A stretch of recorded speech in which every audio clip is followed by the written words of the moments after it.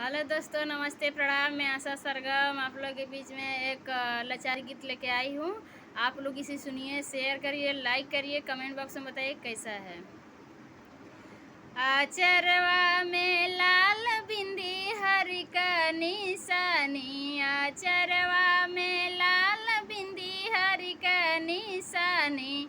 सोने की थाली में जवना बनवनी, सोने की थाली में जवना बनवनी, कोठरिया में जे के राजा करे बदनामी, कोठरिया में जे के राजा करे बदनामी, आचरवा में लाल बिंदी हरि का निशानी, आचरवा में लाल बिंदी हरि का निशानी,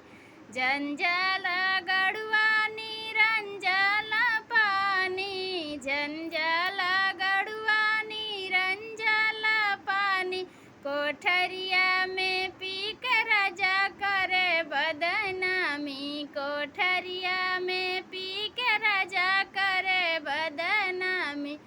आचरवा में लाल बिंदी हरि का निशानी, आचरवा में लाल बिंदी हरि का निशानी,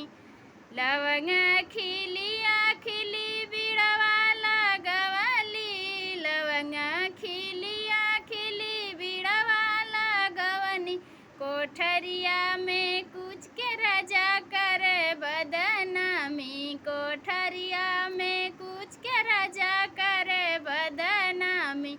आचरवा में लाल बिंदी हरि का निशानी,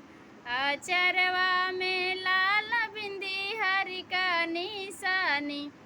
फूले हजारी का से जला गवनी, फूले हजारी का से जला गवनी, कोठरिया में सो के राजा करे बदनामी, कोठरिया में सो के राजा करे बदनामी, आचरवा में लाल बिंदी हरि का निशानी, आचरवा में लाल बिंदी हरि का निशानी।